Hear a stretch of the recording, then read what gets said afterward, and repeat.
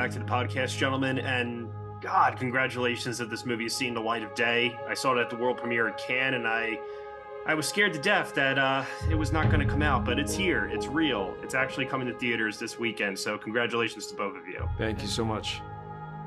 I want to first start off by asking for both of you. You're playing two people who are extremely well known and have been parodied a lot, and different comedy skits and things like that. And I want to know, just in terms of like the actor's process, can you tell me the difference between an impression of someone and embodying somebody?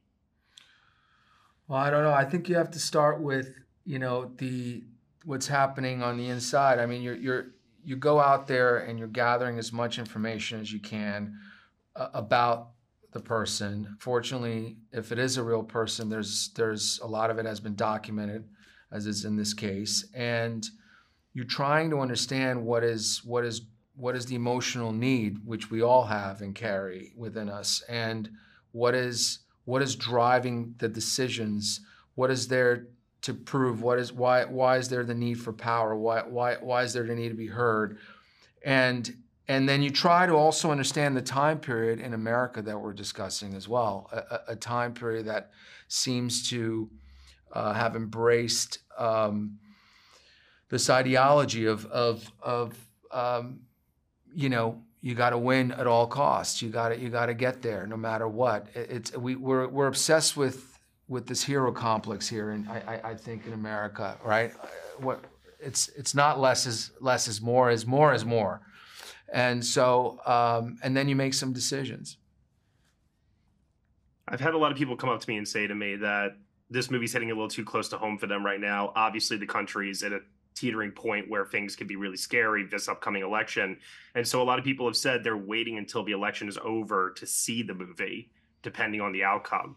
What would you say to that, given that the movie is coming out before the election takes place? I mean, can I be frank? I think that's absolutely. I think that's total bullshit, because people don't know anything about this movie. They haven't seen it. So I don't know, I understand there's this sort of fatigue around Donald Trump and why would we want to spend time with him? But I frankly think, first of all, the movie is incredibly entertaining and has more in common with Midnight Cowboy and Scarface and The Godfather than it does with some boring political movie. But I also think that if you care at all about this election and about, this country and the fate of our democracy, it's important to be informed as much as possible. And this movie tells a really vital, central story about what Trump believes, how he became who he is today, and how we got to where we are today. And I think you have to understand the past to understand the present. Yeah, no, I definitely agree with both of you. But it's not like homework, I think it's an entertaining movie. Go see it just for his performance, which is absolutely brilliant. But also, then you're in denial of reality to some extent. And some could argue it's lazy. I mean, if you're look, there's a time and a place for trigger warnings. So I'm not going to dispute that. But if we get into this comfort zone of applying trigger warnings to everything in this life, then we'll be so desensitized that we'll never be able to understand or deal with anything uncomfortable and that's difficult. And you're missing out by being part of, I think, the reality of our time.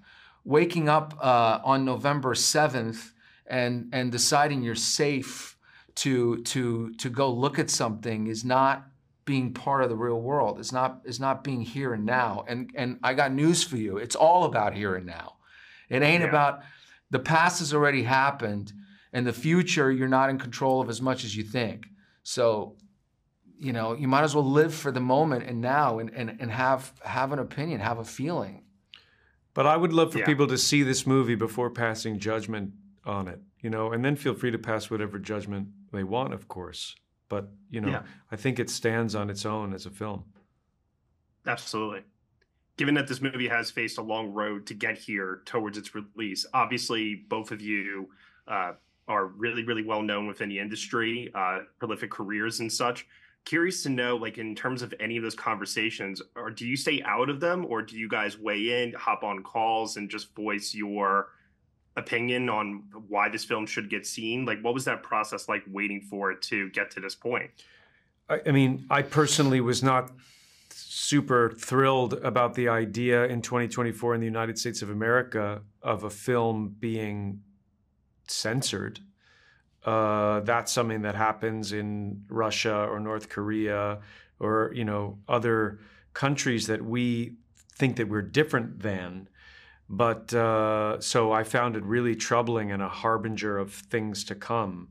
And all the more reason why it's important for this film to come out and for people to see it. I personally, if I knew that there was a film that had been like banned in this country, I would want to go see it. Like whatever those records were when we were growing up that was like you weren't allowed to listen to. And you hide them under your bed. That's all you think about. You think about the elephant in the room. Yeah. And then Jeremy, before I go here, I'm also just really curious to know, many years of playing Kendall Roy on Succession, you're playing a character now who skews a little bit more closely to Brian Cox's character, also with the name Roy in his name. I'm just curious to know, did it almost feel like, in a way, oh, I'm getting to play a character who resembles like what Cox did? No, you know, they don't touch each other in my experience of it. You know, that was a role that I played among, I know that that's something I'm known for, but that's long gone. You know, I never once thought about that. Although I can see what you're saying, and there's a kind of, you know, Logan Roy is a descendant of someone like Roy Cohn. You know, Rupert Murdoch was at Roy Cohn's parties. Logan is a descendant the way that Alex Jones is a descendant, and Trump and Roger Stone, and, you know, a lot of people who I think pose a clear and present danger to our country. Yeah, no, you're definitely right. Gentlemen, that's all the time I have here, but I want to just once again say my thanks to both of you, and also to wonderful performances, each of you. Like, you guys really dug deep into who these men were and showed them for who they really were. So I thank you for that. Thank you.